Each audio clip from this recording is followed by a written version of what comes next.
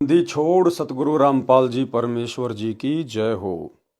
परमपिता परमात्मा सारी सृष्टि के रचनहार, कुल मालिक, असंख्य ब्रह्मांडों के स्वामी, जगत गुरु, तीनों लोकों में प्रवेश करके सबका भरण पोषण करने वाले राजाधिराज, आत्माधार, नाथों के नाथ, देवों के देव, महादेव, सर्वेश्वर, महेश्वर, मृत्युंजय, अजरो अमर, आदि अनादि, सनातनी प्रभु, जगत पिता जगदीश्वर, श्री श्री 1008 की उपाधि के वास्तविक अधिकारी, अकाल मूरत शब्द स्वरूपी राम, वासुदेव, सर्वगतम ब्रह्म, परम पूज्य, प्रथम पूज्य, परम संत, परम पुरुष, परम धनी, परम दयालु, सत्य कबीर, हक्का कबीर, अल्लाह कबीर, अल्लाह अकबर, बाखबर, अल्लाह ताला, जगत के तारणहार, जगत के मुक्तिदाता, जगत के जगन्नाथ, हारे के सहारे, हिंदुओं के राम, मुसलमानों के अल्लाह, सिखों के वाहिगुरु, ईसाइयों के मसीह, दया के सागर दया निधि, करुणा के सागर करुणा निधि, स्वयंभू परिभू, संकट मोचन, कष्ट हरण, मंगल करण, दुख भंजन, अविगत कबीर, निर्विकार निर्विषम परमात्मा, अलय अलेख सतगुरु, आदि अनादि सतगुरु, असली मर्यादा पुरुषोत्तम, असली राम, असली कृष्ण, असली घनश्याम, असली मुरारी, राजाओं के राजा, महाराजाओं के महाराजा, शहंशाहों के शहंशाह, सम्राटों के सम्राट, भगवानों के भगवान, अल्लाहों के अल्लाह, प्रभुओं के प्रभु, मसीहाओं के मसीह, सच्चे वाहिगुरु, बाबाओं के बाबा, पीरों के पीर, सेठों के सेठ, जगत सेठ, सावड़सा सेठ, सर्वगुण संपन्न, अनंत कोटि कलाओं के स्वामी, अनंत कोटि ब्रह्मांडों के नायक, योगियों में महायोगी, ध्यानियों में महाध्यानी, सिद्धों में परम सिद्ध, ज्ञानियों में तत्वज्ञानी, ब्रह्म ज्ञानी, महाज्ञानी, परम ज्ञानी, सर्वश्रेष्ठ ज्ञानी, विज्ञानी, युवा कबीर, समरथ कबीर, असमवात, अमित ओझा, सच्चे रहनुमा, करीम अल्लाह, सुभान अल्लाह, दुनिया के अंतिम पैगंबर, 8 सितंबर 1951 से गांव धनाना, जिला सोनीपत, हरियाणा, भारतवर्ष की पावन भूमि पे प्रकट रियल कल की भगवान श्री नारायण साकार हरि, श्री बाबा साहेब, शब्द स्वरूपी राम, संत शिरोमणि सतगुरु रामपाल जी परमेश्वर जी के चरण कमल में साध संगति से जुड़े हुए देश विदेश से हम सभी सत्सेवक भाई बहनों का अनंत कोटि दंडवत प्रणाम। सत्साई भाई और बहनों, दया पूज्य गुरुदेव भगवान की, सतगुरु रामपाल जी परमेश्वर जी की, जिनके विशेष आशीर्वाद से, जिनके विशेष रहमो करम से आप और हम सभी साध संगति से जुड़े हुए सत्सेवक भाई बहन गुरुदेव के तत्व ज्ञान को आधार बनाकर अपनी आत्मा के कल्याण हेतु निरंतर भक्ति मार्ग पर आगे की ओर बढ़ रहे हैं। भाई और बहनों, गुरुदेव भगवान की विशेष रजा, विशेष मेहर आप और हम सभी आत्माओं के ऊपर, जो हमें भक्ति मार्ग से संबंधित गूढ़ रहस्य उन्हीं के कर कमल से लिखित पवित्र ग्रंथ मुक्ति बोध से जानने, सुनने, पढ़ने और समझने को मिल रहे हैं। तो भाई और बहनों, मुक्ति बोध के ऊपर वीडियो बनाने की श्रृंखला जारी है। इसी श्रृंखला में आज हमारा ये तीसरे नंबर का वीडियो है। आज के वीडियो में परमात्मा ने सुमिरन के अंग का सारांश बताया है, जिसको अब हम आगे पढ़ेंगे। पवित्र ग्रंथ मुक्ति बोध, पेज नंबर 17, सुमरन के अंग का सरलार्थ, राग बिलावल से शब्द नंबर 17 भी पढ़ें। तत् कहन को राम है दूजा ना देवा, ब्रह्मा विष्णु महेश से जाके करते हैं सेवा। तत् कहन को राम है दूजा नहीं देवा, ब्रह्मा विष्णु महेश से जाके करते हैं सेवा। यानी एकमात्र परमात्मा कहने का अधिकारी, देवता कहने का अधिकारी केवल कबीर परमात्मा है। इसके अलावा ब्रह्मा विष्णु महेश तो उनकी सेवा करते हैं, उनके नौकर तुल्य हैं। जप तप तीरथ थोतरे जाकी क्या आशा, कोट यज्ञ पुण्य दान से जम कटे न फांसा। जप तप तीर्थ थोतरे जाकी क्या आशा, यानी सतगुरु के द्वारा जो भक्ति दी जाती है, जो दान धर्म करने की विधि बताई जाती है, सुमरण की विधि बताई जाती है, जो यज्ञ हवन बताया जाता है, उसके अलावा शास्त्र विरुद्ध जितने भी जप तप हैं, तीर्थ हैं, धाम हैं, आप चाहे कितनी उनकी यात्रा कर लो, कितना आप जी उन शास्त्र विरुद्ध मंत्रों का जाप कर लो, कितने आप जी व्रत कर लो, आपको किसी प्रकार से इस काल की जेल से छुटकारा नहीं मिल सकता। यम के दंड से, कर्म दंड से छुटकारा नहीं मिलता। तो गुरुदेव भगवान कहते हैं कि उनकी हम क्या आशा करें, जिनसे हमारा कोई काम ही ना सरे। जब तब तीर्थ थो तरे जाकी क्या आशा, कोटि यज्ञ पुण्य दान से जम कटे न फाशा। चाहे करोड़ों गाय दान कर दो, करोड़ों यज्ञ हवन करवा दो, लेकिन काल का दंड नहीं मिट सकता। जप तप तीर्थ थो तरे जाकी क्या आशा, कोट यज्ञ पुण्य दान से जम कटे न फाशा। यहाँ देन वहां लेन है यो मिटे न झगड़ा, वह बिना पंथ की बाट है पावे को दगरा। यानी बिना पंथ की बाट है, बिना रास्ते का सफर है, कैसे पाओगे उस परमात्मा को। इस काल ने तो हमें कर्मदंड में फंसा के रखा हुआ है। यहां लेन वहां देन है। यहां पर भक्ति करो जैसी भी आपको बता दी गई है, अपना भक्ति धन जमा करो और ऊपर जाकर ऊपर के लोकों में उसको समाप्त कर दो, अपने वो पुण्य भोग कर। तो परमात्मा कहते हैं ये झगड़ा तुम्हारा कभी नहीं मिटने वाला। इस प्रकार से जब तक तुम पूर्ण परमात्मा की शरण में नहीं आओगे, जो पूर्ण परमात्मा कबीर देव स्वयं सतगुरु बनकर तत्वदर्शी संत बनकर धरती पर प्रकट होते हैं अपना ज्ञान देने के लिए, जब तक हम इनकी शरण में नहीं आएंगे, इनके अनुसार जब तक नहीं करेंगे, सुमरण नहीं करेंगे, दान धर्म नहीं करेंगे, तब तक हमारा काल का कर्मदंड नहीं मिट सकता। यहां देन वहां लेन है यो मिटे न झगड़ा, वहां बिना पंथ की बाट है पावे को दगरा। बिन इच्छा जो देत है सो दान कहावे, फल बाचे नहीं तास का अमरापुर जावे। परमात्मा गुरुदेव भगवान हमें दान करने की विधि बता रहे हैं कि सबसे पहली बात तो ये कि दान हमेशा सुपात्र को किया जाता है। गुरु बिन माला फेरते गुरु बिन देते दान, गुरु बिन दोनों निष्फल है चाहे पूछो वेद पुराण। गुरु बिन दान पुण्य जो करही, मिथ्या होए कभू न फल ही। और सुपात्र वर्तमान में इस पूरी पृथ्वी पर केवल सतगुरु रामपाल जी हैं और कोई सुपात्र नहीं है जो आपका ज्योति पाठ और दान का पैसा लेने का अधिकारी है। तो कहते हैं सुपात्र को ही दान करना चाहिए, और दान भी निष्काम भाव से, बिना किसी इच्छा के। कोई सांसारिक या भौतिक डिमांड इच्छा आपकी नहीं होनी चाहिए, अन्यथा वो दान आपका यहीं पे खत्म हो जाएगा। वो आपके मोक्ष में किसी प्रकार से कोई काम नहीं आएगा। और यदि हम बिना किसी इच्छा के दान धर्म करते हैं सुपात्र को, तो वो दान धर्म हमारी यहाँ की आवश्यक इच्छित सांसारिक भौतिक इच्छाओं की भी पूर्ति करेगा। यानी हमें यहां भी परमात्मा सर्व लाभ देंगे, संकट में हमारी सहायता करेंगे, और वो दान हमारा मोक्ष में भी सहायक होगा। इसलिए गुरुदेव भगवान साधक को कह रहे हैं कि जब भी आप दान पुण्य करो, ज्योति पाठ करो, तो निष्काम भाव से करो, मन में कोई इच्छा मत रखो सिवाय मोक्ष के, आत्म कल्याण के, फिर वो दोनों जगह काम करेगा। बिन इच्छा जो देत है सो दान कहावे, फल बाचे नहीं तास का अमरापुर जावे। सकल दीप नोखंड के छतरी जिन जीते, सो तो पद में ना मिले विद्या गुण चीते। सकल दीप नोखंड के छतरी जिन जीते और सो तो पद में ना मिले विद्या गुण चीते। यानी परशुराम जैसे जिन्होंने पूरी पृथ्वी के क्षत्रियों को काट दिया था, कहते हैं वो भी इस जंग को जीत नहीं पाया, यहीं काल के चक्कर में फंसा हुआ है जन्म और मरण में, क्योंकि बिना सतगुरु की सत भक्ति के यम दंड मिट ही नहीं सकता। कोटि उनचा पृथ्वी जिन दीनी दाना, परशुराम अवतार कुकीनी कुर्बाना। कंचन मेर सुमेर रे आए सब माही, कामधेनु कल वृक्ष रे सो दान कराही।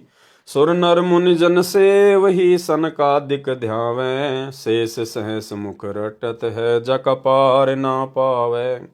यानी भाई और बहनों, आप और हमारा सौभाग्य देखिए, आप वर्तमान में इस कलयुग की पिछली पीढ़ी में जिस पूर्ण परमात्मा को, कबीर देव को, सतगुरु रामपाल जी परमेश्वर जी को, जो कि भक्ति और मुक्ति के दाता हैं, कहते हैं सुर नर मुनिजन।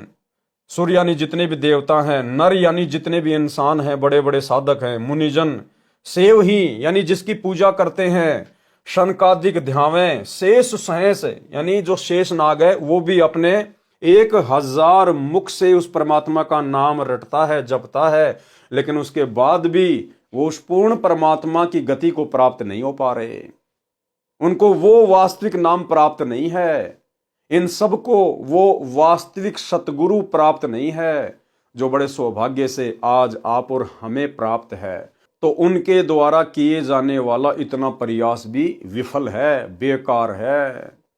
और आप और हमें आज वो परमात्मा मिल गया जिनकी सत्य भक्ति से थोड़े समय में यदि हम मर्यादा में रहकर इस भक्ति मार्ग पर डटे रहे तो हम पूर्ण मोक्ष प्राप्त कर सकते हैं। तो आप और हम भाई बहन, बिचली पीढ़ी वाले, ये सुर नर मुनिजन सनकादिक शेषनाग, इन सब से कितने परम सौभाग्यशाली हैं।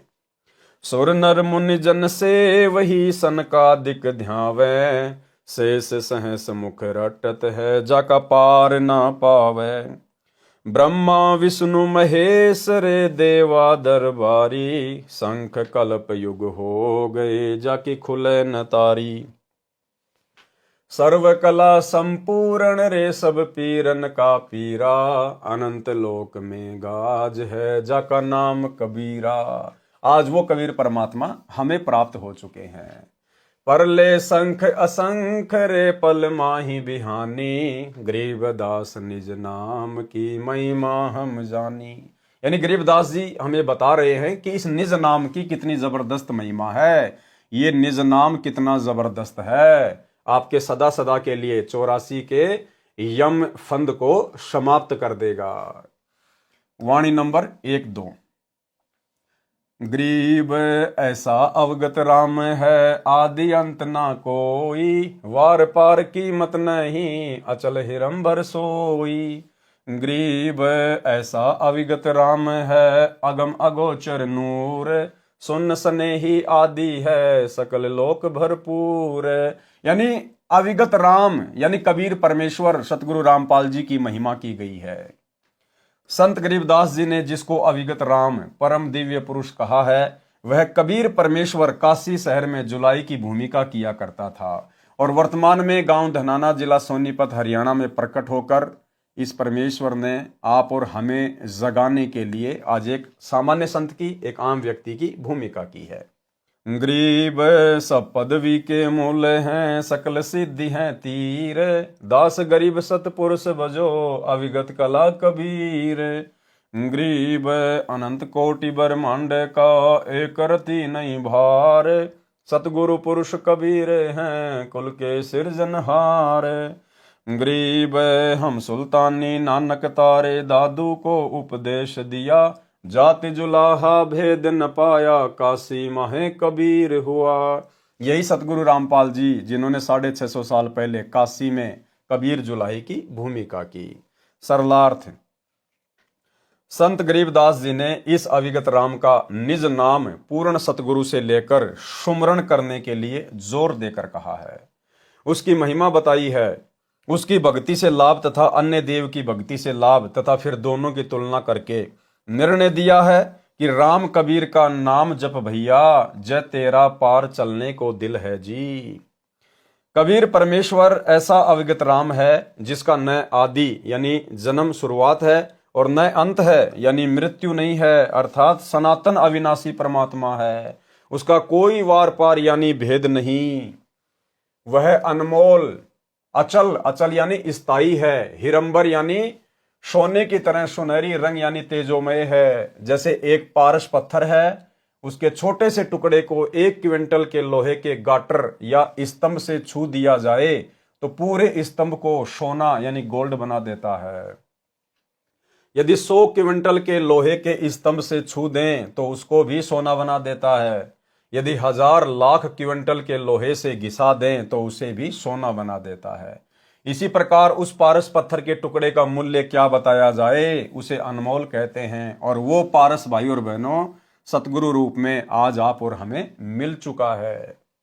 क्या आकाश का फेर है, क्या धरती का तोल, क्या परमेश्वर की महिमा कहें, जैसे क्या पारस का मोल। इस प्रकार कबीर परमेश्वर अनमोल यानी बेस कीमत करतार है। अनमोल और बेस कीमत करतार, जिनकी कोई कीमत नहीं है। वह परमात्मा शून्य में आकाश में रहता है, वहीं से सब लोगों को अपनी शक्ति से भरपूर परिपूर्ण किए है। जैसे सूर्य करोड़ों किलोमीटर धरती से दूर आकाश में होते हुए भी पूरी पृथ्वी को अपने प्रकाश तथा उष्णता से परिपूर्ण कर रहा है। अगोचर नूर का अर्थ है अव्यक्त प्रकाश युक्त, जो सामान्य साधना तथा चरम दृष्टि से दिखाई नहीं देता है। वाणी नंबर 3 से 7। गरीब ऐसा अविगत राम है, गुण इंद्रिय से न्यारे, सुन सने ही रम रहा दिल अंदर दीदार। गरीब ऐसा अविगत राम है, अपरंपार अल्लाह, कादर को कुर्बान है, वार पार नहीं था। गरीब ऐसा अविगत राम है, कादर आप करीम, मीरा मालिक मेहरबान, रमता राम रहीम।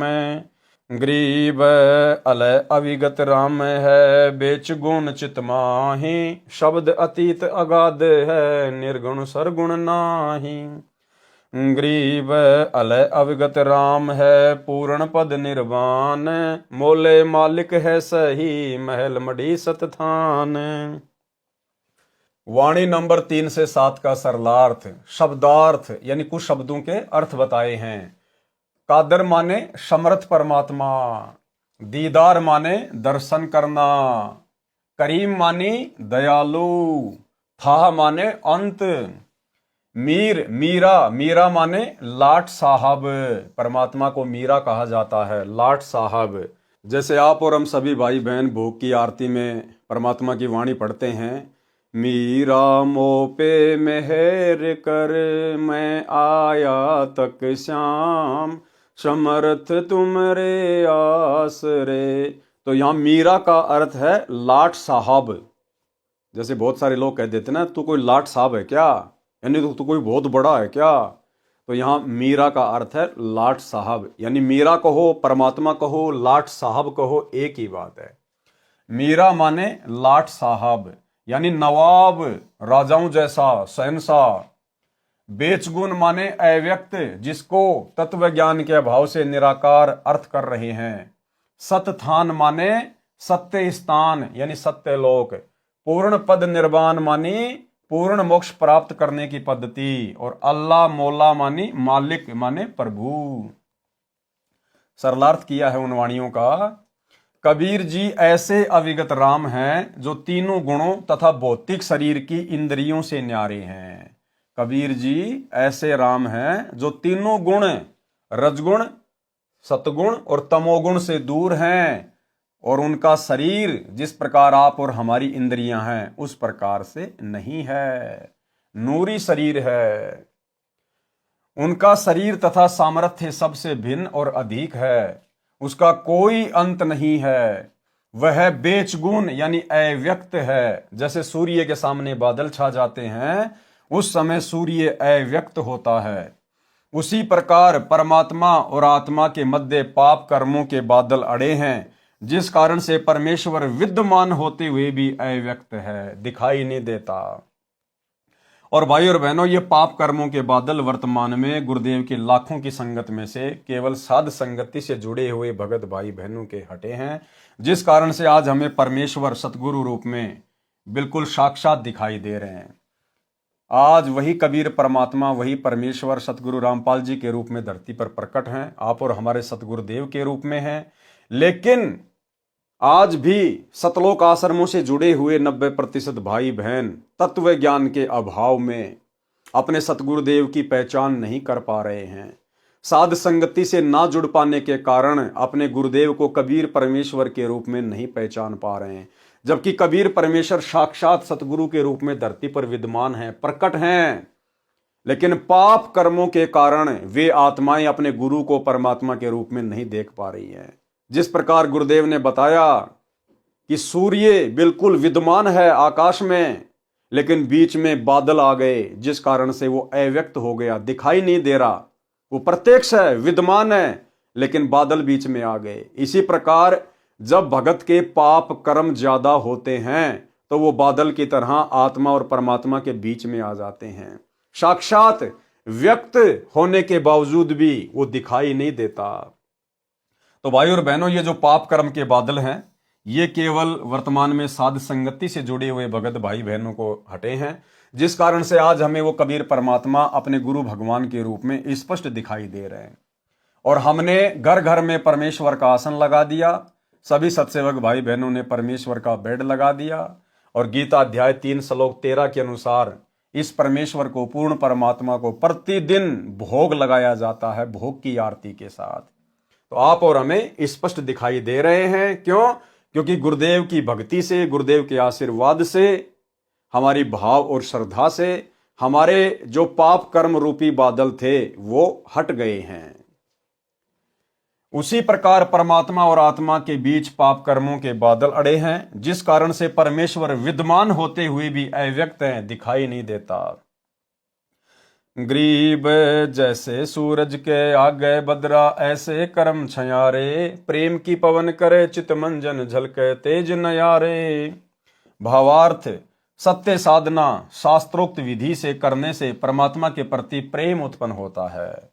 सुमरण यानी सुमरण करना, जाप करना। सुमरण करते समय या परमेश्वर की महिमा सुनते तथा परमात्मा का विचार आने पर प्रभु प्रेम में आंसू बहने लगते हैं। कौन से प्रभु के प्रेम में? सतगुरु को याद करके, सतगुरु की मनमोहिनी सलोनी सूरत को याद करके। यदि भगत की आंखों में आंसू आते हैं तो समझो उसके पाप कर्म धीरे धीरे समाप्त हो रहे हैं, जो पाप कर्म नाश होने का प्रतीक होता है। जैसे तेज वायु चलने से बादल तितर बितर हो जाते हैं, सूर्य का प्रकाश स्पष्ट नया ताजा दिखाई देने लगता है, इसी प्रकार नाम जाप से उत्पन्न प्रेम की आंधी से आत्मा तथा परमात्मा के सामने से पाप कर्म रूपी बादल तितर बितर हो जाते हैं। फिर परमेश्वर जी दिव्य दृष्टि से दिखाई देते हैं। तो भाई और बहनों, आज आप और हमारी दिव्य दृष्टि खोल रखी है गुरुदेव भगवान ने, तब हमें कहीं जाकर गुरु में परमात्मा के दर्शन हो रहे हैं, क्योंकि ये हमारी दिव्य दृष्टि खुलने का प्रतीक है। उसका नूर यानी प्रकाश पहले अगोचर था, फिर दिव्य दृष्टि गोचर हुआ। उसी परमेश्वर की भक्ति से पूर्ण निर्वाण यानी पूर्ण मोक्ष प्राप्त होता है। वह मौला परमात्मा शतधाम शतलोक में रहता है। सुमरण के अंग की वाणी नंबर 8 से 12। ग्रीब अलय अविगत राम है, निराधारों का आधार, नाम निरंतर लीजिए रोम रोम की लार। यानी वो अविगत अलय राम यानी कबीर परमात्मा जो वर्तमान में सतगुरु के रूप में धरती पर प्रकट है, वो निराधारों का आधार है, जिसका सब कुछ लुट पिट चुका हो, जो बेसहारा हो, जिस आत्मा का कोई आधार नहीं हो, वो परमात्मा उसका आधार है। यदि हम उसकी शरण में आ जाते हैं तो। गरीब अलय अवगत राम है, निराधारों आधार, नाम निरंतर लीजिए रोम रोम की लार। गरीब अलय अवगत राम है, निर्वाणी निर्बंध, नाम निरंतर लीजिए ध्यान चकोरा चंद। यानी वो परमात्मा मोक्ष प्राप्त है, निर्वाणी है, निर्बंध है, उसकी शक्ति का कोई वारन पार नहीं है, अथाह है। यानी गुरुदेव भगवान की महिमा की गई है। गरीब अलय अवगत राम है, निर्वाणी निर्बंध, नाम निरंतर लीजिए ध्यान चकोरा चंद। गरीब अलय अवगत राम है, कीमत कही न जाई, नाम निरंतर लीजिए मुख से कह न सुनाई। गरीब अलय अवगत राम है, निर्वाणी निर्बंध, नाम निरंतर लीजिए ज्यों हिल मिल मीन संबंध। गरीब दोहु दीन मद एक है, अलय अलेख पिछाण, नाम निरंतर लीजिए भक्ति हेतु उरान। वाणी नंबर 8 से 12 का सरलार्थ। अब गुरुदेव इन वाणियों का सरलार्थ लिख रहे हैं। उस अविगत राम कबीर के निज नाम यानी वास्तविक नाम का जाप सुमरण निरंतर करो। यानी जिस भी भगत भाई को प्रथम नाम मिला है या सतनाम मिला है या गुरुदेव से सार नाम मिला है, उसको निरंतर अन्य समस्त चिंताओं का परित्याग करके और निरंतर उस नाम का सुमरण करते रहना चाहिए। जिनका कोई आधार नहीं, उनका आश्रय वही परमात्मा है। जिनका कोई आधार नहीं, जो बेसहारा हैं, उनका आधार, उनका सहारा वही परमात्मा है, गुरुदेव भगवान है। वह परमात्मा निर्वाणी यानी पूर्ण मोक्षदायक है, निर्बंध यानी स्वतंत्र है, उनके ऊपर किसी की हुकूमत यानी सत्ता नहीं चलती है। वह कुल का मालिक है। क्या कह रहे हैं भाई और बहनों? वह कुल का मालिक है। कौन? सतगुरु। विशेष संदेश नंबर 71, उसमें गुरुदेव भगवान कह रहे हैं कि ये काल ब्रह्म अर्जुन को गीता का ज्ञान देते समय कह रहा है कि अर्जुन, यदि तुझे पूर्ण मोक्ष प्राप्त करना है तो गीता अध्याय 4 श्लोक 34 में वर्णित उस तत्वदर्शी संत की शरण में जा, उसको भली भांति दंडवत प्रणाम कर, आधीनी के साथ पेश आ, तब वो महात्मा तुझे तत्व ज्ञान का उपदेश करेंगे और वही कुल का मालिक है। यानी काल ब्रह्म अर्जुन को कह रहा है कि वो तत्वदर्शी संत ही कुल का मालिक है, कुल का मालिक। तो आज भाई और बहनों, तत्वदर्शी संत की भूमिका में कौन है? सतगुरु रामपाल जी। तो सतगुरु रामपाल जी कौन है? कुल के मालिक। और कुल का मालिक कौन होता है? कबीर परमात्मा। सुनिए छोटा सा सत्संग। 15वें अध्याय के 17वें श्लोक में कहा कि उत्तम पुरुषत्व ने परमात्मा ही उदारते हैं। उत्तम पुरुष, पुरुषोत्तम श्रेष्ठ परमात्मा तो कोई और है? जो परमात्मा कहा जाता है परमात्मा, और जो तीनों लोकों में प्रवेश करता है, सबका धारण पोषण करता है, वो अविनाशी परमेश्वर। अब गीता यही समाप्त हो जाती है जब ये कहता है कि उस तत्व ज्ञान को किसी तत्वदर्शी शब्द से जाकर पूछो। मोक्ष उससे होना, जन्म मरण उससे मिटना, वृद्धावस्था का संकट उससे कटना। एक मालिक कुल का वही है, एक मालिक कुल का वही है, एक मालिक कुल का वही है। उसकी साधना कहाँ है? वो ना वेदों में।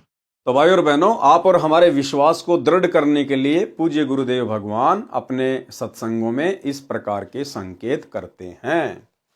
वह कुल का मालिक है, उसका नाम इस प्रकार सुमरण करो जैसे मीन यानी मछली समुद्र में एक पल भी निश्चल नहीं रहती, उसी प्रकार नाम का सुमरण करते रहो।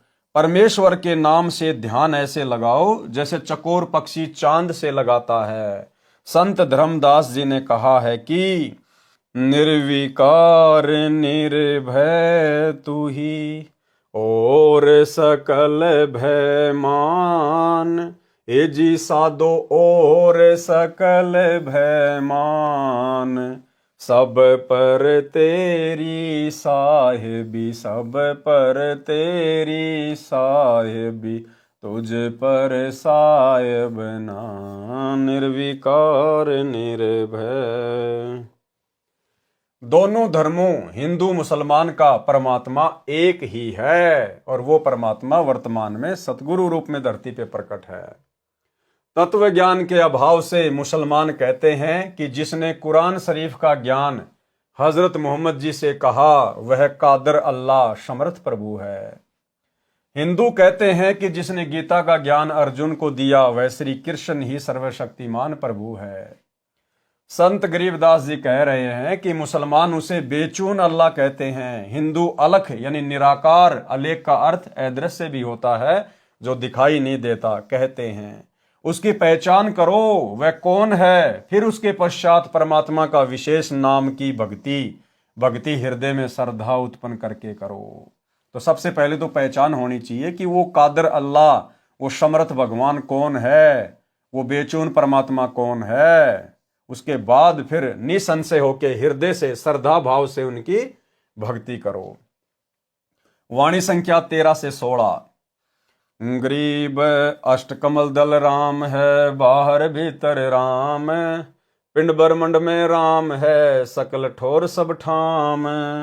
गरीब सकल व्यापी सुनने में, मन पवना गए राख, रोम रोम धुन होते है, सतगुरु बोले साख। गरीब मूल कमल में राम है, स्वाद चक्र में राम, नाभि कमल में राम है, हृदय कमल विश्राम। गरीब कंठ कमल में राम है, त्रिकुटी कमल में राम, सैंस कमल दल राम है, सुन बसाती सब ठाम।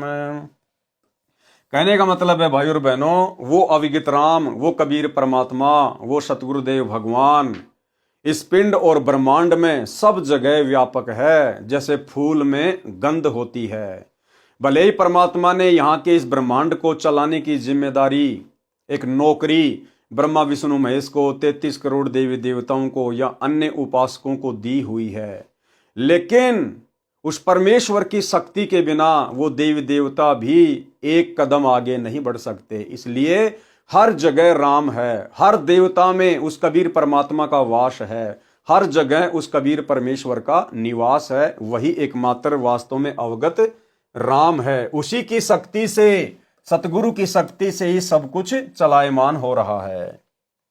सरलार्थ, मानव शरीर में 9 कमल हैं, जिनका कबीर वाणी सूक्ष्म वेद के अतिरिक्त कहीं वर्णन नहीं है। ऋषि महर्षि केवल 7 कमल बताते हैं, परंतु परमेश्वर कबीर जी ने अपने द्वारा बनाए शरीर का यथार्थ ज्ञान कराया है।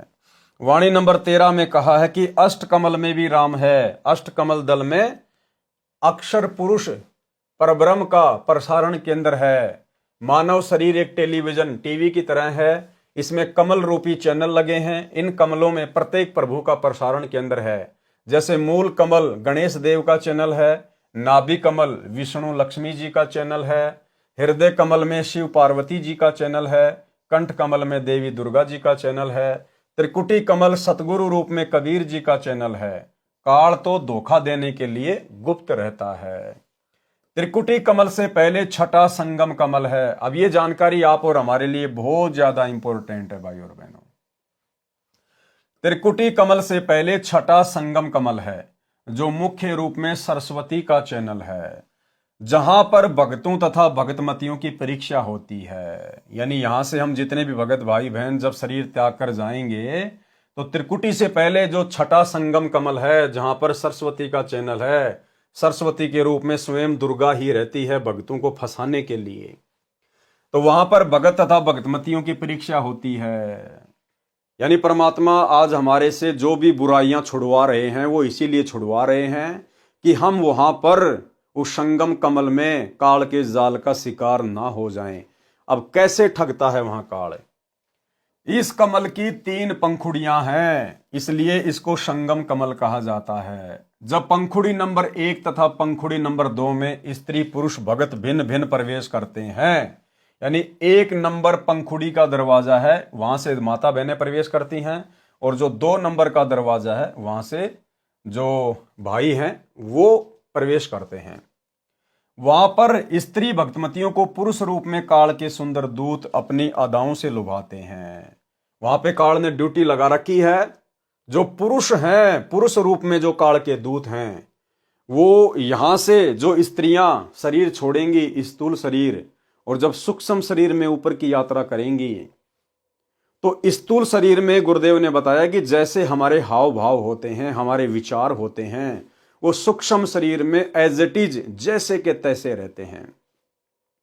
और हम वहां पर उन काल के सुंदर और लुभावना रूप बनाकर जो माता बहनों को ठगने का प्रयास करेंगे अपनी अदाओं से, उनके जाल में वो माता बहनें फंस जाती हैं। क्योंकि यहां भी उनकी आदत ऐसी होती है, आश्रमों में आते जाते समय या आम व्यावहारिक समाज में उनकी आदत उसी प्रकार से बिगड़ी हुई होती है। जो सत्संग के वचन सुनकर भी नहीं सुधर पाती हैं, फिर उन माता बहनों को वहां पर वो सुंदर पुरुष अपनी अदाओं में फंसा लेते हैं। उसको पता नहीं चलेगा उन माता बहनों को, उनको तो यही रहेगा कि हम तो सत्संग में जा रहे हैं, हम तो आश्रम में जा रहे हैं, हम तो अपने गांव में बैठे हैं। ये नहीं पता चलेगा कि शरीर छूट गया और हम त्रिकुटी की यात्रा कर रहे हैं, बिल्कुल भी नहीं। इसलिए परमात्मा सतगुरुदेव भगवान बार बार जोर देते हैं कि हमने इस गंदी वृत्ति को यहीं पर समाप्त कर देना है। और देखो भाई और बहनों, कितनी बड़ी दया है गुरुदेव भगवान की। इसलिए दास बारंबार कहता है कि साध संगति भक्ति मार्ग का ट्रेनिंग सेंटर है। अब साध संगति में गुरुदेव भगवान की प्रेरणा से भगत भाई बहनों ने आपस में भाई बहन के संबंध बना लिए हैं। जो पति पत्नी के रिश्ते में थे, अब इस मार्ग में आने के बाद उन्होंने भाई बहन के संबंध स्थापित कर लिए। तो भला जो बहनें अपने पति के साथ भाई के रिश्ते में आ गई, जो भगत भाई अपनी पत्नी के साथ बहन के रिश्ते में आ गए, तो भला वे फिर वहां कैसे फंसेंगे? अर्थात उनके मन में तो जरा भी विषय वासनाओं को लेकर चिंतन मनन नहीं होगा। वो तुरंत समझ जाएंगे और सावधान हो जाएंगे जैसे वर्तमान में शतलोक आश्रमों में यदि कोई भगत भाई बहन उल्टी हरकतें करते हैं या साध संगति से जुड़ी हुई कोई निकम्मी आत्मा उल्टी हरकत करती है तो तुरंत सत्सेवक भाई बहन उनको समझाते हैं, उनको जगाते हैं कि तुम क्या कर रहे हो भैया, अरे मोक्ष प्राप्ति के लिए जुड़े हैं सतगुरु से, ये गंदे कर्म करते करते तो असंख्य योग बीत गए, 84 लाख योनियों में जाओगे, यही कर्म करोगे, ये मनुष्य देह मिली है, इसका सदुपयोग कर लो। तो भला अन्य भगत भाई बहनों को ज्ञान आधार से जो समझाते हैं और जो स्वयं भी उन कुकर्मों से दूर हैं, फिर वे आत्माएं वहां पर सचेत हो जाएंगी, वो ध्यान ही नहीं देंगी उनकी तरफ कि हमारा इनसे क्या लेना देना। यही बातें तो गुरुदेव भगवान हमारे को दिन रात बताया करते थे। तो साध संगति भक्ति मार्ग का ट्रेनिंग सेंटर है। और दूसरी तरफ सतलोक आश्रम, अब वहां की स्थिति स्वयं गुरुदेव भगवान अपने मुख कमल से बयान कर रहे हैं कि इन आश्रमों के तो कोऑर्डिनेटरों की भी अभी तक गंदी वृत्ति नहीं निकली है। अपनी गुरु बहनों के प्रति कितनी अश्लील नजर है, कैसी कैसी गंदी हरकतें करते हैं ये, कैसे कैसे इनके विचार हैं। आप स्वयं गुरुदेव के मुख कमल से सुन लीजिए कि इन आश्रमों में अभी तक क्या हो रहा है। सुनिए।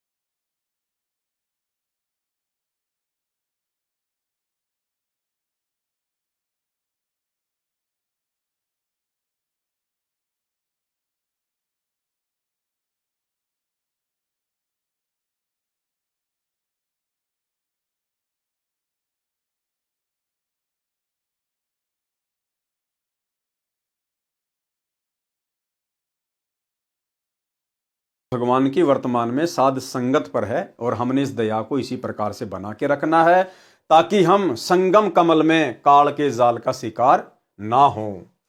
वहां पर स्त्री भक्तमतियों को पुरुष रूप में काल के सुंदर दूत अपनी अदाओं से लुभाते हैं। जिन स्त्रियों का मन भक्ति के कारण निश्चल हो चुका है, यानी जिन माता बहनाओं का मन भक्ति के कारण निश्चल हो गया है, डगमग नहीं है, वे उनके जाल को समझकर अपने गंतव्य की ओर बढ़ जाती हैं।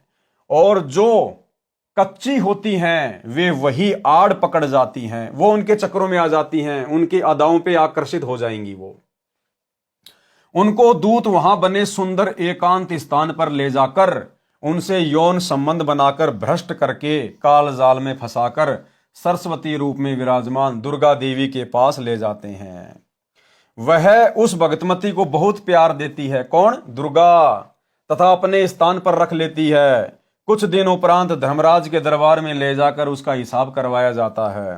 तत्पश्चात उसके पुण्य तथा भक्ति कर्म अनुसार स्वर्ग में अप्सरा बना दी जाती है। इसी प्रकार पुरुष भगत पंखुड़ी 2 में प्रवेश करते हैं। वहां पर 72 करोड़ सुंदर अप्सराएं रहती हैं। उन पुरुषों को वे अपनी अदाओं से लुभाकर जाल में फंसाती हैं। किन पुरुषों को? जो यहां पर उसी प्रकार की गंदी सोच में लिप्त रहेंगे, भक्ति करते करते भी जिनकी गंदी सोच नहीं निकली है। जैसे कुछ ही समय पहले सात संगति से दो आत्माओं को निकाला गया है, भगत राजेश दास और एक भगतमती थी, उसका नाम मुझे वर्तमान में ध्यान नहीं आ रहा। वो दिल्ली की रहने वाली थी। उनकी अश्लील चैट उनके मोबाइल में पकड़ी गई। बाहर संगत में तो भाई बहन होने का दिखावा कर रहे थे, अंदर ही अंदर काल टूटी, पता नहीं चलेगा बिल्कुल भी। तो हमने तो हमेशा यही सोच के भक्ति करनी है कि हम तो त्रिकुटी पे खड़े हैं, और यदि हमसे जरा सी भी चूक हो गई अब हमारा तो सारा बना बनाया काम बिगड़ जाएगा। तो उन दोनों के लिए वो जयपुर की सात संगति वो त्रिकुटी थी, त्रिकुटी। और वहां से उनको परमेश्वर ने रिजेक्ट मार दिया, क्योंकि ये गंदगी भक्ति मार्ग में नहीं चलेगी। अगर भक्ति करते करते हमारी ऐसी गंदी सोच रही तो फिर हम वहां पर संगम कमल में काल के उन दूतों के हत्थे चढ़ जाएंगे, उन अप्सराओं के हत्थे चढ़ जाएंगे, उन सुंदर पुरुषों के हत्थे चढ़ जाएंगे, और फिर हमें काल अपने जाल में फंसा के ले जाएगा। क्या फायदा फिर यहां पर इतना त्याग करने का, इतना दान करने का, इतनी भक्ति करने का। तो हमने सावधान रहना है। जो उस जाल को इस ज्ञान से समझ जाता है वह उनकी ओर देखता तक नहीं है। अपने गंतव्य का अर्थ है उद्देश्य वाले स्थान, यानी त्रिकुटी की ओर जाने वाली तीसरी पंखुड़ी वाले मार्ग की ओर चलते रहते हैं। यानी सतगुरु हमें संकेत करते रहेंगे, उस हिसाब से हम चलते रहेंगे। जो कच्चे भगत होते हैं, सत्संग में भी इसी तरह टेढ़े मेढ़े देखते रहते हैं, वे भी उन सुंदर जालिम अप्सराओं की अदाओं से आकर्षित होकर एकांत स्थान की ओर पेशाब या पानी पीने के बहाने खिसक जाते हैं। जैसे वो राजेश दास जयपुर की सात संगति में जिसको आउट कर दिया गया, वो सत्संग में बार बार मोबाइल फोन लेकर बाहर जाके, एक दीवार थी उसके नीचे बैठकर कि मुझे कोई नहीं देख रहा, अंदर सारे सात संगत वाले गुरुजी की महिमा कर रहे हैं, और वहां बैठकर वो बातें करता था, वो अश्लील चैटिंग किया करता था। तो इसी प्रकार से वहां होगा, वो अप्सराएं उस मजनू को पकड़ के ले जाएंगी एकांत स्थान पर, और उसको लगेगा मुझे यहां कोई नहीं देख रहा, मैं बिल्कुल सुरक्षित हूं। जैसे वो डंडे के पास में बैठ के मोबाइल पे बात कर रहा था कि मैं सुरक्षित हूं, लेकिन भैया सुरक्षित कोई नहीं है। जो कच्चे भगत होते हैं, सत्संग में भी इसी तरह टेढ़े मेढ़े देखते रहते हैं, वे भी उन सुंदर जालिम अप्सराओं की अदाओं से आकर्षित होकर एकांत स्थान की ओर पेशाब या पानी पीने के बहाने खिसक जाते हैं। आगे वह अप्सरा संकेत करके आगे आगे चल पड़ती है, पीछे पीछे मजनू भगत इधर उधर देखता हुआ अपने आप को सुरक्षित जानकर उस काल के कूप में गिरकर नष्ट हो जाता है। उसको भी कुछ दिनों उपरांत उसी अप्सरा के साथ धर्मराज की कोर्ट में भेजकर उसके कर्मों का हिसाब करवाकर स्वर्ग में कर्मानुसार देवपद या पार्षद पद देकर उसको ठग लिया जाता है। इसलिए भाई और बहनों, गुरुदेव भगवान बार बार अपने सत्संग में कहते हैं कि पुण्यात्माओं, तुम त्रिकुटी की परीक्षा में फेल ना हो पाओ, इसके लिए तुम यहीं पर अपने धर्म कर्म को ठीक कर लो, अपनी सोच को ठीक कर लो। एक छोटा सा सत्संग जिसमें गुरुदेव बार बार त्रिकुटी की परीक्षा का जिक्र करते हैं, सुनिए। बताया जाता है कभी अपनी नियत किसी के दूसरे के धन पे या पराई स्त्री पे भूल कर सपने में भी नहीं करना। अपने मन को हमने परमात्मा के रंग में रंगना है, और यहां से चलते समय फिर ये बकवाद बहाऊंगी। जैसे त्रिकुटी पर गए, वहां तो काल का भयंकर जाल है, वहां डांस हो रहे हैं, बड़ी बड़ी स्टेज लगा कर सुंदर सुंदर लड़कियां नाच रही हैं, और आपकी जैसी वृत्ति यहाँ होगी, उड़े जा खड़े हो गई नौकर का थाने, इतने वो परमात्मा जालेंगे काल गोदी पकड़ के, अरे ठोक देगा उड़े, फिर ठा के स्वर्ग में अंडे जी धक्के खांदे। ये कर्मता संग जन्म हो गया हमने करता ने। तो ये जैसा स्वभाव आप यहाँ बनाओगे, ये आपके आगे काम आओगा। तो भाई और बहनों, अब सात संगति से जुड़ने के बाद, और ये इतने सारे ढेर सारे उदाहरण, ये प्रमाण गुरुदेव के कर कमल से लिखित इन पवित्र ग्रंथों में जो हमारे सामने आ रहे हैं, ये बार बार इसीलिए आप और हमारे सामने प्रस्तुत करवाए जा रहे हैं, ताकि आप और हम सावधान हो जाएं। हम बिल्कुल भी काल के जाल में फंसने वाली हरकतें यहां पर ना करें। पर नारी को देखिए बहन बेटी के भाव, कहे कबीर काम नाश का यही सहज उपाय। पर नारी और पर धन हमने मिट्टी समझकर चलना पड़ेगा, मिट्टी समझकर, क्योंकि हमें तो सबसे बड़ा धन सतगुरु मिल गया, भक्ति धन मिल गया। अगर यहां पर हमारी सोच नहीं सुधरी, हमारे आचार विचार में परिवर्तन नहीं आया, तो हम त्रिकुटी की परीक्षा में पास नहीं हो पाएंगे।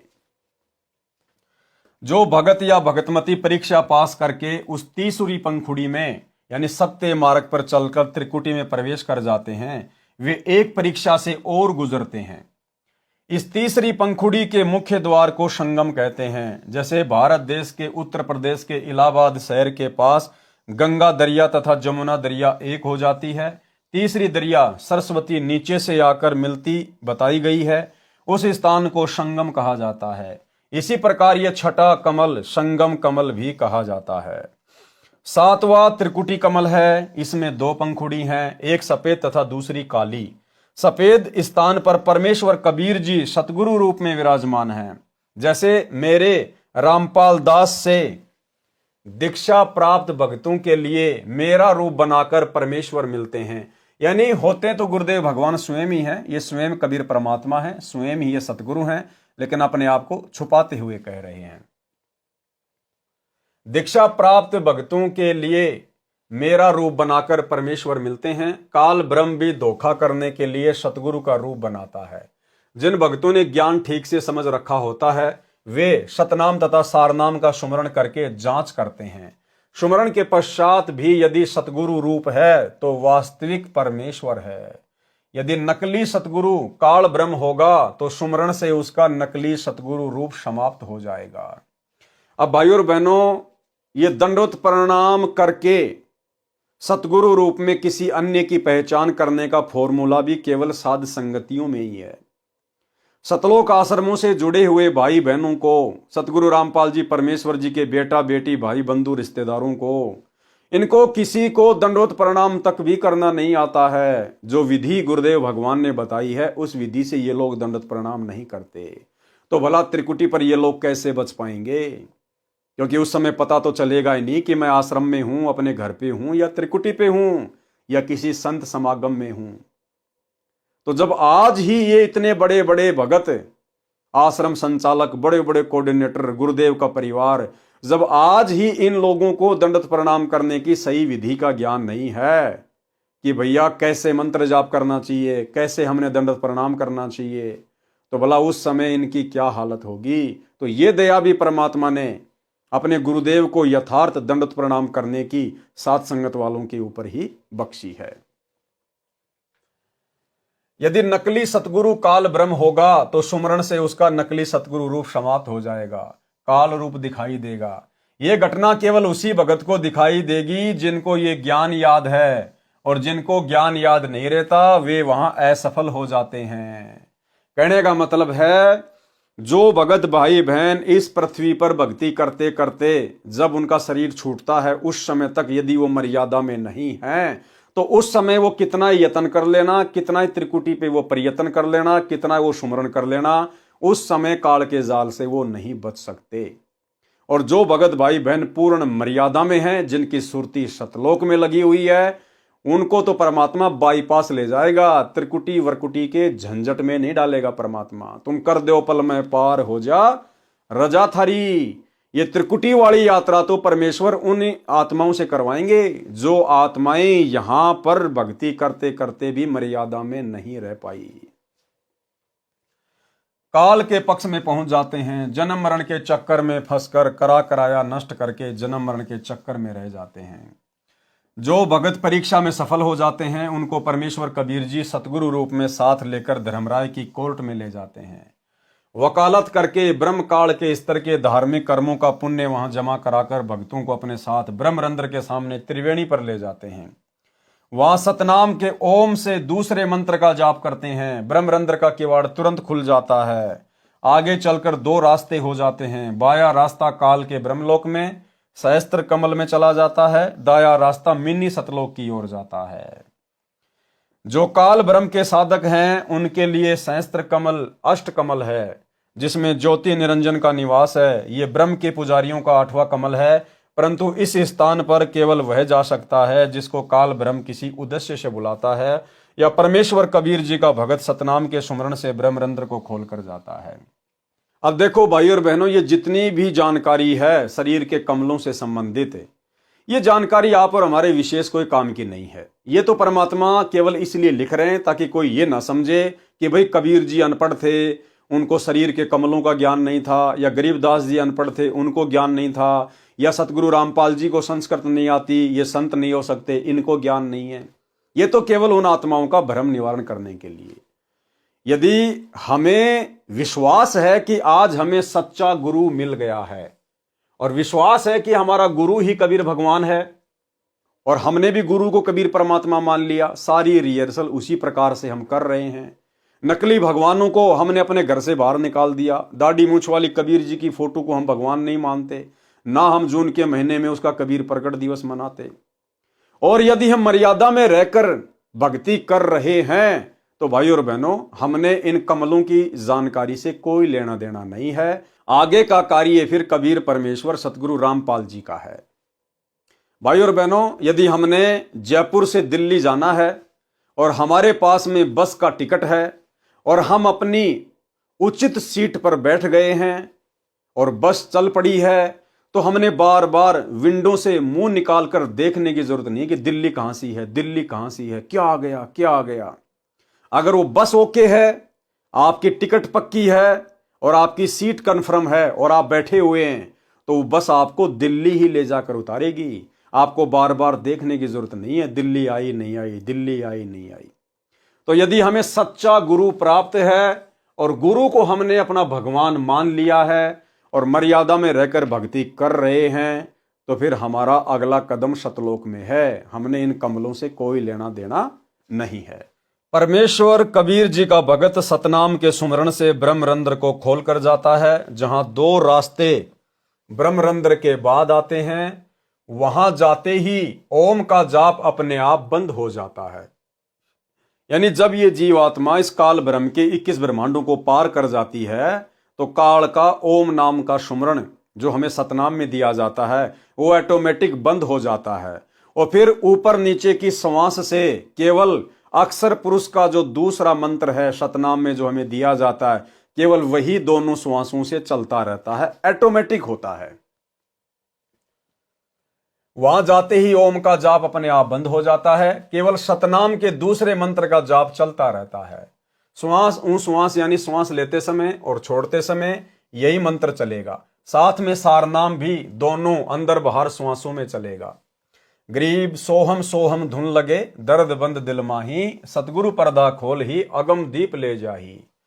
दाईं ओर चलने पर वह अष्ट कमल आएगा जो अक्षर पुरुष वाला चैनल है, जिसकी 10 पंखुड़ियां हैं। इसके आगे मिनी सतलोक है जो 9वां कमल है। इसकी असंख्य पंखुड़ियां हैं। परम अक्षर पुरुष यानी सत्य पुरुष का चैनल है। इस प्रकार प्रत्येक कमल में राम यानी प्रभु है, परंतु पूर्ण परमात्मा सत्य पुरुष कुल का मालिक होने से प्रत्येक कमल में अपनी अदृश्य शक्ति से विद्यमान रहता है, जैसे फूल में गंध रहती है। इस 9वें कमल का संबंध हृदय कमल जो चौथा कमल शिव पार्वती का है उसमें भी है। मिनी सतलोक वाला सीन दृश्य वहां भी टीवी की तरह एक कोने में चलता रहता है। वहां परमेश्वर अन्य रूप में होने से पहचान नहीं आता, उसे कोई ऋषि जानकर विशेष महत्व नहीं देते। संत गरीबदास जी ने कहा है कि सकल व्यापी यानी सब कमलों तथा सर्व ब्रह्मांडों में व्यापक परमात्मा शून्य यानी आकाश में रहता है। उसकी सत्ता सब पर है। वह सकल व्यापी यानी वासुदेव है। गीता अध्याय 3 श्लोक 15 में सर्वगतम ब्रह्म का अर्थ है सर्वव्यापी ब्रह्म यानी वासुदेव परम अक्षर ब्रह्म है। हे साधक, तू मन तथा श्वास को नाम मंत्र पर दृढ़ता से लगाए रखे। वाणी नंबर 17 से 21। गरीब अचल अभंगी राम है, गलताना दमलीन, सुरत नृत्य के अंतरे बाजे अनहद बीन। गरीब राम कहा तो क्या हुआ, उर्मे नहीं यकीन, चोर मुझे घर लूटे ही 5-25-3। गरीब एक राम कहते राम हैं, जिनके दिल हैं एक, बाहर भीतर रम रहा पूर्ण ब्रह्म अलेख। गरीब राम नाम निज सार है, मूल मंत्र मन माही, पिंड ब्रह्मंड से रहित है, जननी जाया नाही। गरीब राम रटत ना ढील कर, हरदम नाम उचार, अमी महारस पीजियो यो तत् बारंबार। सरलार्थ, संत गरीबदास जी ने अपनी आंखों देखकर बताया है कि कबीर परमेश्वर ही अचल यानी स्थायी, अभंगी यानी कभी नष्ट न होने वाला एवरलास्टिंग है। नाम का जाप सुरती तथा नृत्य से यानी ध्यान लगाकर करने से सतलोक में होने वाली धुन सुनाई देने लगेगी। यदि पूर्ण विश्वास के साथ राम नाम यानी दीक्षा में प्राप्त मंत्र का जाप नहीं किया तो नाम जपाने जप के बराबर है। उस साधक पर पांचों विकार काम क्रोध मोह लोभ अहंकार तथा प्रत्येक की 5-5 प्रकृति जो कुल 25 हैं तथा तीनों गुण रजगुण सतगुण तमगुण मिलकर ये चोर आपके जीवन रूपी श्वास धन को मुस रहे हैं यानी चुरा रहे हैं। मुसना यानी चोरी करना, तेरे शरीर रूपी घर को लूट रहे हैं। इसलिए गुरुदेव भगवान कहते हैं कि नाम को हमेशा विशेष कशक के साथ ही जाप करना चाहिए, सुरती नृत्य से ध्यान लगाकर संसार की सभी चिंताओं से मुक्त होकर। कबीर चिंता तो हरि नाम की और न चिंता दास, और जो कोई चिंता नाम बिना सोए काल की फांस। जिन साधकों का दिल परमात्मा में रम यानी लीन हो गया वे एक परमात्मा का नाम जाप करके राम हो जाते हैं। कौन? जिन्होंने अपने गुरु को ही भगवान मान लिया, गुरु को ही परमात्मा मान लिया। एक परमात्मा में, यहां कहा जा रहा है एक परमात्मा में। तो सबसे पहले तो हमने पहचान करनी है कि एक परमात्मा कौन है। हमारे गुरुदेव भगवान है या वो दाढ़ी मूछ वाला नकली कबीर है। उसके बाद हमारी सुरती नृत्य लगेगी, हमारी पूरी श्रद्धा बनेगी। तो ये पहचान भी गुरुदेव के आशीर्वाद से उस एक परमात्मा की केवल सात संगत वाले भाई बहनों को हो पाई है कि वो एकमात्र कबीर परमात्मा सृष्टि का रचनहार सतगुरु रामपाल जी परमेश्वर जी हैं। जिन साधकों का दिल परमात्मा में लीन हो गया वे एक परमात्मा का नाम जाप करके राम हो जाते हैं, यानी आध्यात्मिक शक्ति प्राप्त करके देव के समान पद प्राप्त कर लेते हैं, यानी देवताओं जितनी आध्यात्मिक शक्ति वाले हो जाते हैं। परमात्मा शरीर के कमलों में तथा बाहर सब जगह विद्यमान है। वाणी नंबर 20-21। परमात्मा प्राप्ति के लिए साधना करने में राम नाम यानी गुरु जी से प्राप्त सत्य मंत्र ही निज सार हैं, यानी विशेष महत्व रखता है। वह मूल मंत्र मन में समाया रहे यानी निरंतर जाप करता रहे। वह परमात्मा जिसका जाप मूल मंत्र सार नाम है वह पिंड यानी शरीर तथा ब्रह्मांड से भिन्न आकाश में बने अमर धाम में रहता है। उसका जन्म किसी माता से नहीं हुआ, ना सतगुरु जननी जने जाके माना बाप, पिंड ब्रह्मांड से रहित ना वहां तीनों ताप। वाणी नंबर 21। अब उस राम का सुमरण यानी सुमरण करने में ढील ना कर, प्रत्येक श्वास यानी हरदम से नाम का उच्चारण कर। यह सुमरण रूपी अमृत को पी ले। ये तत्व यानी निष्कर्ष है, बार बार इस नाम के जाप का आनंद ले।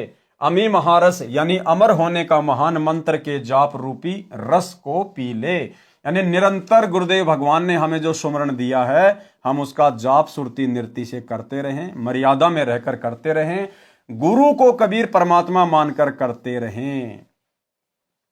वाणी नंबर 22-24। गरीब कोटि गऊ जे दान दे, कोटि जग जो नार, कोटि कूप तीरथ खैने मिटे नहीं जमार। गरीब कोटिक तीरथ व्रत करी, कोटि गज कर दान, कोटि असुय विप्रो दिए मिटे न खेचा तान। गरीब पार्वती के उर्धरा अमर भीषण माही, सुखदेव की 84 मिट्टी निरालम निज नाम। यानी गुरुदेव भगवान हमें समझाना चाह रहे हैं कि बिना सतगुरु और बिना सतगुरु के सतनाम के आप चाहे कितने भी नकली नामों का जाप कर लो, राधे राधे श्याम मिला दे, हरे राम हरे कृष्णा ओम नमो भागवते, कुछ भी आप कितनी ही ये पुराणों के अनुसार गऊ दान में दे दो, कितने आप जी हवन यज्ञ करवा लो, कितने आप जी कुएं खुदवा लो, बावड़ियां खुदवा लो, तालाब खुदवा लो, कितने आप जी घोड़े दान में दे दो ब्राह्मणों को, लेकिन इस काल के साथ जो जन्म मरण की खींचातान है वो नहीं मिट सकती। वो तो केवल सतगुरु की शरण में आकर, सतगुरु को परमात्मा मानकर, और सतगुरु ने हमें जो दीक्षा मंत्र दिए हैं उनका अंतिम श्वास तक मर्यादा में रहकर सुमरण करने से ही कटेगा। सरलार्थ संत गरीबदास जी ने परमेश्वर कबीर जी से प्राप्त अध्यात्म ज्ञान को बताया है कि यदि यथार्थ नाम जाप करने को नहीं मिला, यथार्थ नाम वर्तमान में केवल सतगुरु के पास है, तो चाहे पुराणों में वर्णित धार्मिक क्रियाएं करोड़ों गाय दान करो, करोड़ों धर्म यज्ञ तथा जोनार जिमणवार किसी खुशी के अवसर पर भोजन कराना करो, चाहे करोड़ों कुएं खुदवाओ, करोड़ों तीर्थों के तालाबों को गहरा कराओ, जिससे जम मार काल की चोट यानी कर्म का दंड समाप्त नहीं होगा। चाहे करोड़ों तीर्थों का भ्रमण करो, करोड़ों व्रत रखो, करोड़ों हाथी दान करो, चाहे करोड़ों घोड़े ब्राह्मणों को दान करो, उससे जन्म मरण तथा कर्म के दंड से होने वाली खींचातान यानी दुर्गति समाप्त नहीं हो सकती। भक्ति मुक्ति के दाता सतगुरु भक्ति मुक्ति के दाता, और उस साहिब के हुक्म बिना नहीं तरवर पात हिलनता। केवल गुरु ही भक्ति और मुक्ति के दाता हैं। वाणी नंबर 24 का भावार्थ है कि जैसे पार्वती पत्नी शिव शंकर को जितना अमृतत्व भगवान शिव जितनी आयु नाम प्राप्ति के बाद जिएगी, फिर दोनों की मृत्यु होगी, इतना मोक्ष भी देवी जी को शिव जी को गुरु मानकर निज मंत्रों का जाप करने से प्राप्त हुआ है। ऋषि वेद व्यास जी के पुत्र सुखदेव जी को अपनी पूर्व जन्म सिद्धि का अहंकार था, जिस कारण से बिना गुरु धारण किए ऊपर के लोकों में सिद्धि से उड़कर चला जाता था। जब श्री विष्णु जी ने उसे समझाया और स्वर्ग में रहने नहीं दिया, तब उसकी बुद्धि ठिकाने आई। राजा जनक से दीक्षा ली, तब सुखदेव जी की उतनी मुक्ति हुई जितनी मुक्ति उस नाम से हो सकती थी। परमेश्वर कबीर जी अपने विधान अनुसार राजा जनक को भी त्रेता युग में मिले थे। उनको केवल हरियम नाम जाप करने को दिया था, क्योंकि वे श्री विष्णु जी के भगत थे। वही मंत्र सुखदेव को प्राप्त हुआ था, जिस कारण से वे श्री विष्णु के लोक के स्वर्ग रूपी होटल में आनंद से निवास कर रहे हैं। वहीं से विमान में बैठकर राजा परीक्षित को भागवत कथा सुनाने आए थे, फिर वही लौट गए। गरीब ऋषभ देव के आइया कवि नामे करतार, नो योगेश्वर में रमा जनक विदेही उधार। भावार्थ, परमेश्वर कबीर जी अपने विधान अनुसार कि परमात्मा ऊपर के लोक में निवास करता है, वहां से गति करके आता है, सतलोक से गति करके आता है, अच्छी आत्माओं को मिलता है, उनको अपनी वाणी द्वारा भक्ति करने की प्रेरणा करता है। जैसे आज गुरुदेव भगवान ने सत्संग यानी वाणी द्वारा आप और हमें भक्ति करने की प्रेरणा दी है। आदि आदि जो पूर्व में विस्तार से लिख दिया है। राजा ऋषभ देव जैन धर्म के प्रथम तीर्थंकर को मिले थे। अपना नाम कबीर देव बताया था। ऋषभ देव जी ने अपने धर्म गुरुओं ऋषियों से सुन रखा था कि परमात्मा का वास्तविक नाम वेदों में कवि यानी कबीर देव है। परमात्मा कवि ऋषि नाम से ऋषभ देव को भक्ति की प्रेरणा देकर अंतर ध्यान हो गए थे। नौ नाथों गोरखनाथ, मच्छंद्रनाथ, जलंधरनाथ, चरपटनाथ आदि आदि को समझाने के लिए उनको मिले तथा राजा जनक विदेही यानी विलक्षण शरीर वाले को विदेही कहते हैं, उनको सत्य ज्ञान बताकर उनको सही दिशा दी। राजा जनक से दीक्षा लेकर सुखदेव ऋषि को स्वर्ग प्राप्त हुआ, परंतु वह पूर्ण मोक्ष नहीं मिला जो गीता अध्याय 15 श्लोक 4 में कहा है। ये सौभाग्य तो भाई और बहनों आप और हमें प्राप्त हुआ है। तत्वदर्शी संत से तत्व ज्ञान समझने के पश्चात आध्यात्मिक अज्ञान को तत्व ज्ञान रूपी शस्त्र से काटकर उसके पश्चात परमेश्वर के उस परम पद की खोज करनी चाहिए, जहां जाने के पश्चात साधक लौटकर संसार में कभी नहीं आते। जिस परमेश्वर से संसार रूपी वृक्ष की प्रवृत्ति विस्तार को प्राप्त हुई है, यानी जिस परमेश्वर ने संसार की रचना की है, केवल उसी की भक्ति करो। यानी जब हमें सतगुरु मिल जाए और सतगुरु का जब हमें तत्व ज्ञान सुनने को मिल जाए, सतगुरु का तत्व ज्ञान सबसे बड़ा शस्त्र है जो अज्ञान, पाखंड और शास्त्र विरुद्ध साधनाओं का सत्यानाश कर देता है। उसके बाद साधक की सुरति फिर सतलोक में लग जाती है, अपने गुरु के चरणों में लग जाती है और वही साधक अंत में पूर्ण मोक्ष प्राप्त कर पाता है। वाणी नंबर 24 में यही स्पष्ट किया है कि यदि स्वर्ग जाने की भी तमन्ना है तो वे विशेष निज मंत्रों के जाप से ही पूरी होगी, परंतु ये इच्छा तत्व ज्ञान के अभाव से है। जैसे गीता अध्याय 2 श्लोक 46 में बहुत सटीक उदाहरण दिया है कि सब ओर से परिपूर्ण जलाशय प्राप्त हो जाने पर छोटे जलाशय में मनुष्य का जितना प्रयोजन रह जाता है, उसी प्रकार तत्व ज्ञान की प्राप्ति के पश्चात विद्वान पुरुष का वेदों यजुर्वेद सामवेद अर्थर्वेद ऋग्वेद में प्रयोजन रह जाता है। भावार्थ, तत्व ज्ञान की प्राप्ति के पश्चात अन्य देवताओं से होने वाले क्षणिक लाभ, स्वर्ग व राज्य प्राप्ति से अधिक सुख समय तथा पूर्ण मोक्ष, गीता अध्याय 15 श्लोक 4 वाला मोक्ष जो परमेश्वर परम अक्षर ब्रह्म, गीता अध्याय 8 श्लोक 3 8 9 10 20 से 22 वाले परमेश्वर के जाप से होता है, उसकी जानकारी के पश्चात साधक की जितनी श्रद्धा अन्य देवताओं में रह जाती है। यानी जब हमें सतगुरु मिल जाएगा, सतगुरु से हमें पूरा तत्व ज्ञान मिल जाएगा, सृष्टि रचना का अनमोल ज्ञान सुनने को मिल जाएगा, अध्यात्म का दाना दाना सतगुरु हमें समझा देगा, उसके बाद हमारी आस्था यहाँ के देवी देवताओं के लोक में जाने की, स्वर्ग में जाने की बनेगी ही नहीं। जिस प्रकार आदमी किसी छोटे तालाब के सहारे है और यदि उसको किसी बड़े तालाब का पता चल जाए तो बड़े तालाब की प्राप्ति के बाद जैसी आस्था उसकी छोटे तालाब में रह जाती है, ऐसी स्थिति सतगुरु से पूर्ण ज्ञान प्राप्त करने के बाद इन देवी देवताओं की भक्ति और इनके लोकों में रह जाती है। कबीर एक साधे सब सदे, सब साधे सब जाए, माली सींचे मूल को फले फूले अघाए। और भाई वो एकमात्र साधना के योग्य परमात्मा वर्तमान में सतगुरु रामपाल जी हैं। भावार्थ, गीता अध्याय 15 श्लोक 1 से 4 को इस अमृतवाणी में संक्षिप्त करके बताया है कि जो ऊपर को मूल वाला तथा नीचे को तीनों गुण रजगुण ब्रह्मा, सतगुण विष्णु, तमगुण शिव रूपी शाखा वाला संसार रूपी वृक्ष है। कबीर अक्षर पुरुष एक पेड़ है, निरंजन वाकी डार, तीनों देवा शाखा है, पात रूप संसार। जैसे पौधे को मूल की ओर से यानी जड़ की ओर से पृथ्वी में रोपण करके जड़ की सिंचाई की जाती है, तो उस जड़ परमात्मा परम अक्षर ब्रह्म की पूजा से पौधे की परवरिश होती है। तब तना, डार, शाखाओं तथा पत्तों का विकास होकर पेड़ बन जाता है। छाया, फल तथा लकड़ी सर्व प्राप्त होती हैं, जिसके लिए पौधा लगाया जाता है। यदि पौधे की शाखाओं को यानी पौधे की टहनियों को मिट्टी में रोपकर जड़ों को ऊपर करके सिंचाई करेंगे तो भक्ति रूपी पौधा नष्ट हो जाएगा। इसी प्रकार एक मूल यानी भक्ति का मूल कौन होता है? सतगुरु, एक परमात्मा।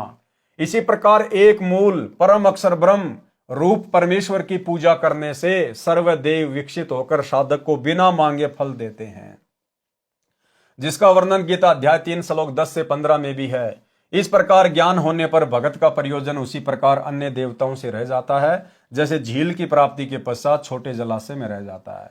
छोटे जलाशय पर आश्रित को ज्ञान होता है कि यदि 1 वर्ष बारिश नहीं हुई तो छोटे तालाब का जल समाप्त हो जाएगा, उस पर आश्रित भी संकट में पड़ जाएंगे।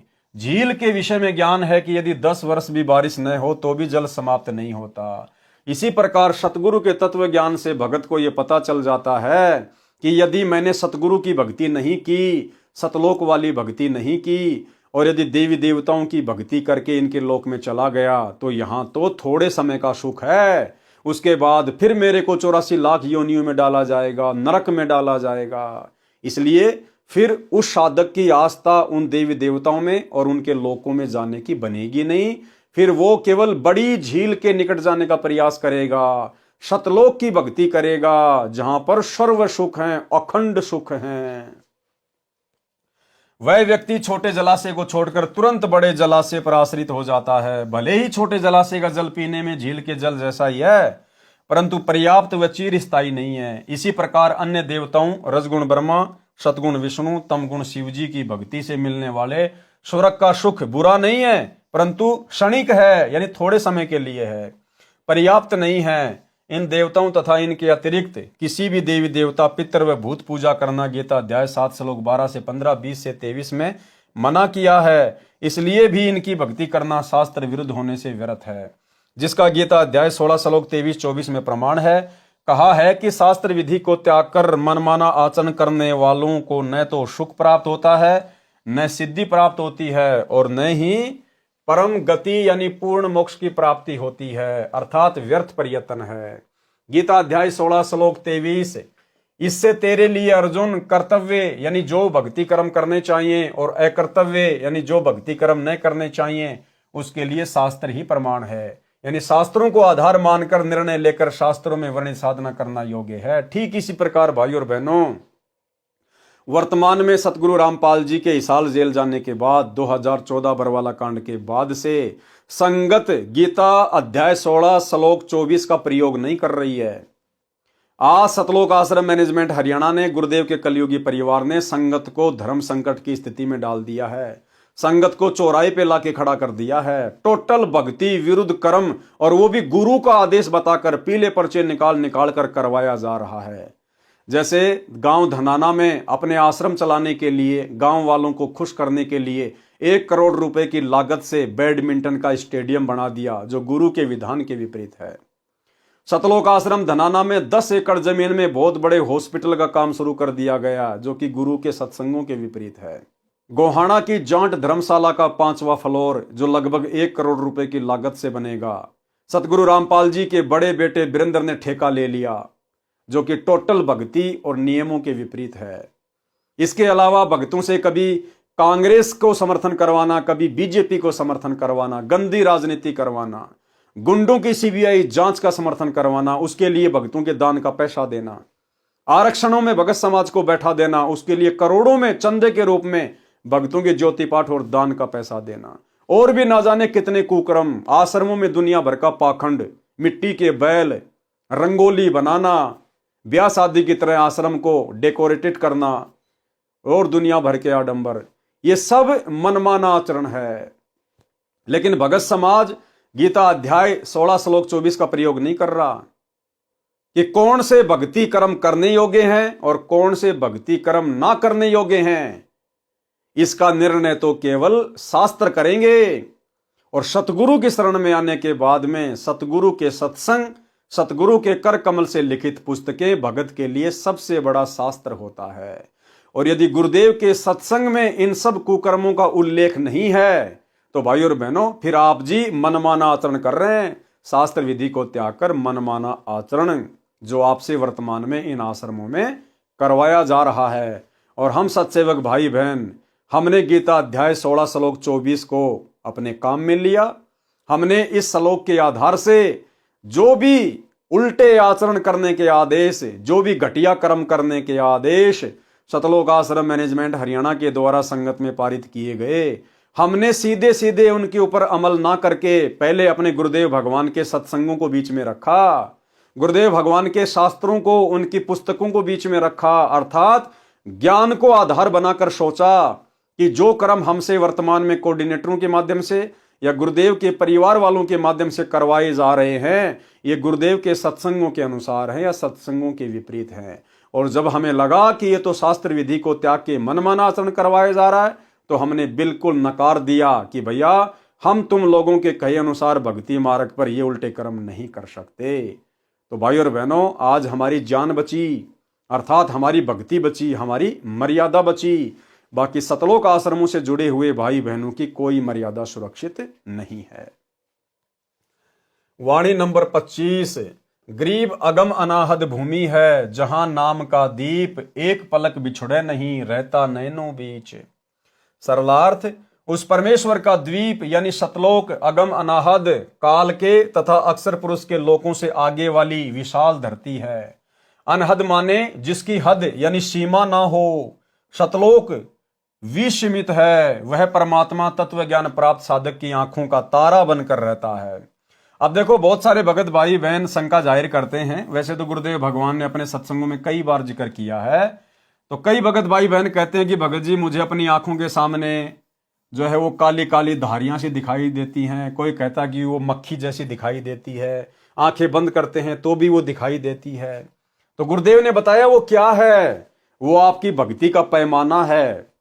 अगर आपको अपनी आंखों के सामने वो काली काली धाराएं दिखाई देती हैं, किसी को वो जो है मक्खी जैसी, तो किसी को लाइन जैसी, तो किसी को स्प्रिंग जैसी, अगर यूं नजर करेंगे तो वो इधर जाएगा, यूं नजर करेंगे तो इधर जाएगा, ऊपर देखेंगे तो ऊपर को जाएगा, आंखें बंद करेंगे तो भी वो दिखाई देगा।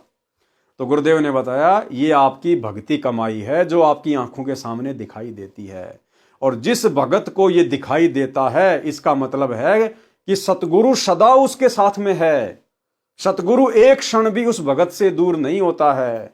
वो कमाई उसके पिछले जन्म की भी हो सकती है, वो कमाई उसकी वर्तमान भक्ति से भी हो सकती है। और उस कमाई को हमने सुरक्षित रखना चाहिए। यदि सतगुरु शरण नहीं है तो सतगुरु की शरण में अति शीघ्र आना चाहिए, अन्यथा थोड़े समय बाद वो रेखाएं दिखना बंद हो जाएंगी, हमारी बैटरी डिस्चार्ज हो जाएगी। और यदि हम सतगुरु की शरण में आ जाते हैं तो उसके बाद वो बढ़ती चली जाएंगी। ना बढ़ें तो भी कोई बड़ी बात नहीं है, समाप्त हो जाएं तो भी कोई बड़ी बात नहीं है। वो समाप्त भी सतगुरु के आशीर्वाद से होंगी। लेकिन एक बार आपको विश्वास दिलाने के लिए परमात्मा आपको दिखाता है कि आपकी भक्ति सही चल रही है और सतगुरु पल पल आपके साथ में है। वह परमात्मा तत्व ज्ञान प्राप्त साधक की आंखों का तारा बनकर रहता है। एक पल यानी एक क्षण भी दूर नहीं होता। भगत को आंखों के सामने कुछ रेखाएं दिखाई देती हैं, वे परमात्मा की भक्ति का सांकेतिक तोल माप है। वाणी नंबर 26 से 37। गरीब साहिब साहिब क्या करे, साहिब है प्रतीत, भैंस सिंह साहिब या पांडे गावे गीत। कि भाई साहिब साहिब क्या करते हो, साहिब तो विश्वास में है, प्रतीत यानी विश्वास। कहे कबीर सुनो बे साधो मैं तो हूं विश्वास में। लेकिन विश्वास भी सच्चे सतगुरु पर करना होगा, सच्चे सतगुरु के मंत्रों पर करना होगा। गरीब साहिब साहिब क्या करे, साहिब है प्रतीत, भैंस सिंह साहिब भया पांडे गावे गीत। ये एक कथा है जिसका जिक्र आगे गुरुदेव भगवान ने किया है कि विश्वास के आधार पर कैसे आप भगवान को प्रकट कर सकते हैं। गरीब राम सरी के राम है, संत सरी के संत, नाम सरीखा नाम है, नहीं आदि नहीं अंत। गरीब महिमा सुन निज नाम की, गहे द्रौपदी चीर, दुशासन से पचमरे अंत न आया वीर। गरीब सेतु बंध्या पाहन तीरे, गज पकड़े थे ग्राह, गणिका चढ़ी विमान में निर्गुण नाम मला। गरीब बारद डारी कबीर जी, भगत हेत है काज, सेऊ को तो सिर दिया बेची बंदगी नाज। गरीब कहाँ गोरख कहाँ दत्त थे, कहाँ सुखदेव कहाँ व्यास, भक्ति हेत से जानिए तीन लोक प्रकाश। गरीब कहाँ पीपा कहाँ नामदेव, कहाँ धन्ना बाजीद, कहाँ रैदास कमाले थे, कहाँ थे फकर फरीद। गरीब कहाँ नानक दादू होते, कहाँ ज्ञानी हरिदास, कहाँ गोपी चंद भरथरी ये सब सतगुरु पाश। गरीब कहाँ जंगी चरपट होते, कहाँ अधम सुल्तान, भक्ति हेत प्रकट भये सतगुरु के परवान। गरीब कहाँ नारद प्रहलाद थे, कहाँ अंगद कहाँ शेष, कहाँ विभीषण दूरु होते भगत हिरंबर पेश। गरीब कहाँ जयदेव थे कपिल मुनि, कहाँ रामानंद साध, कहाँ दुर्वासा कृष्ण थे भक्ति आदि अनाद। गरीब कहाँ ब्रह्मा कहाँ वेद थे, कहाँ शनकादिक चार, कहाँ शंभु कहाँ विष्णु थे भक्ति हेत दीदार। सरलार्थ संत गरीबदास जी ने बताया है कि साहिब साहिब यानी राम राम क्या करता फिरता है। साहिब तो प्रतीत यानी विश्वास में है। जैसे भैंस का टूटा हुआ सींग जो व्यर्थ कूड़े में पड़ा था, वह भगत के विश्वास से साहिब यानी परमात्मा बन गया। पंडित गुरु को विश्वास नहीं था, वह केवल परमात्मा की महिमा के गुणगान निज स्वार्थ के लिए कर रहा था। भैंस का सींग बना भगवान। तो भाई और बहनों, आज की वीडियो में हम केवल इतना ही लेंगे। आज पवित्र ग्रंथ मुक्ति बोध के ऊपर हमारा ये तीसरे नंबर का वीडियो था। कल रात्रि 8 बजे इसके चौथे नंबर के वीडियो में हम आगे बढ़ेंगे और परमेश्वर ने इन वाणियों का सरलार्थ किया है। अब धीरे धीरे बहुत सारी जो कथाएं हैं वो आगे चलना शुरू हो जाएंगी। उन कथाओं के माध्यम से हमारा विश्वास बढ़ेगा, हमारी दृढ़ता बढ़ेगी और धीरे धीरे हम इसी प्रकार से अपने गुरुदेव के प्रति पूर्णतया समर्पित हो जाएंगे और हमें इतना ज्ञान हो जाएगा, इतनी जानकारी हो जाएगी, और ज्ञान से ही भय बनता है, भय बिना भक्ति नहीं होती, और हम कभी सौपन में भी सतगुरु की मर्यादा तोड़ने का ख्याल अपने दिमाग में नहीं लाएंगे, तभी हम भक्ति मार्ग पर सफल हो पाएंगे। तो आज की वीडियो में केवल इतना ही। कल रात्रि 8 बजे फिर जुड़िए। तब तक गुरुदेव भगवान हम सबको आज्ञा दें, इजाजत दें, आशीर्वाद दें। बंदी छोड़ सतगुरु रामपाल जी भगवान की जय हो।